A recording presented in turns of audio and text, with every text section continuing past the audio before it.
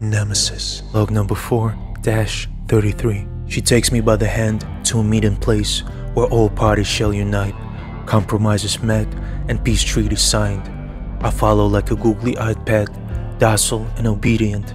No more questions asked. It's a performance space, some sort of middle ground between an amphitheater and a club. A giant water tank with space eels is situated by the stage. It looks like a main attraction of whatever show they are hosting at this theater. Two long eels in the aquarium are swimming in electrifying dance, twisting and swirling around each other, sending little glints of lightning through the water. By the looks of it, it's hard to tell if these two fish are fighting or making love. It's all about perspective in the beholder's eye, I guess. Calypso says this was the place where she and Reese finally reconnected after many years of separation, so it carries some sort of personal value and significance for her. The interior is done up in midnight blue tones, with black demure seats and yellow warm lights, and a massive velvety curtain separating the stage from the production's background, the theatrical guts with all the props and machinery. We are in the middle of the stage, waiting for Reese to make an appearance. Suddenly, I see a shadow moving by the ceiling behind the lights. The shadow reveals itself, and it's no other but Reese Caliber. Big fucking surprise. He jumps from one beam to another, descending, getting closer to us. But the look in his eyes is not of a diplomatic kind. The glow in his eyes doesn't scream that he's ready to talk it out in a civil manner. He starts moving faster as he pulls out two lightsabers, the white one we've already witnessed, and the new one in burning orange color. From Kyber crystal he got off Iberian. The situation escalates quickly. No white flags are flying tonight. He's closing the distance between us and tosses one saber at me like a boomerang. I dodge and roll a bit away, but his flying saber still nips my shoulder a bit. Shit, it burns. Calypso starts running towards Reese. The saber slices the glass of the water tank behind us, and all of its contents come spilling all over the stage, with space eels flopping helplessly on the ground. The floor becomes electric. The sparks are flying. Before I jump to my feet in a crouching position, I swiftly unholster my hidden blaster and shoot running Calypso right through her back. Reese's face quickly changes its expression. First time I see worry written all over it. First time I see any emotion besides anger as he lets go of the sabers and quickly dashes towards Calypso, grabs her before she can drop to the floor, crying out. Her eyes are wide open, unable to process or believe what just happened. As soon as Reese's hands inseparably wrap around Calypso, I press a trigger button on my little device. An explosion arises from within Calypso. It was a detonation bullet, a blast not of a large scale, but of a massive consequence.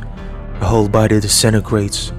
Blue skin turns into pulverized blood mass that splatters every which way. The spot where a beautiful lady just stood is covered by nothing but remains of her insides. A total carnage, the sight not for the faint of heart. Reese, who was holding her, has his arms blown off, all the way up to the shoulder, and he falls into the puddle of her blood, squirming in pain, losing his consciousness. So, at the end of the day, I smoked the Miss Lady, shot her conniving ass. Was it my plan all along? I'm not sure, but better safe than sorry. That's why I brought along this little toy of mine.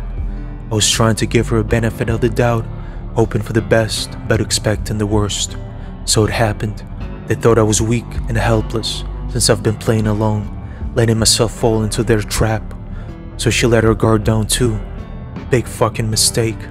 They took my kindness for weakness. My feelings were real, are real towards her, but they didn't stop me from pulling the trigger when it's my life against hers on the line. The truth is, the way she was using me, I was doing the exact same thing, trying to get close to Reese.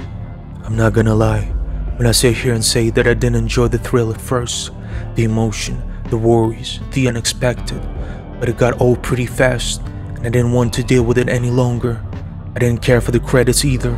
They mean nothing to me at this point of my life. All I wanted was peace, something I had leading my humble life on terrace and was robbed of when this all started. Probably the same exact thing Calypso always wanted for her and Reese, but she had a wild card on her hands.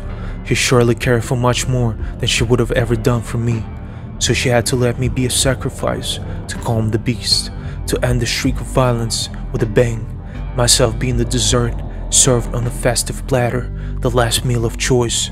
We both needed the sword to cease, but it could only happen with one of the parties being no more.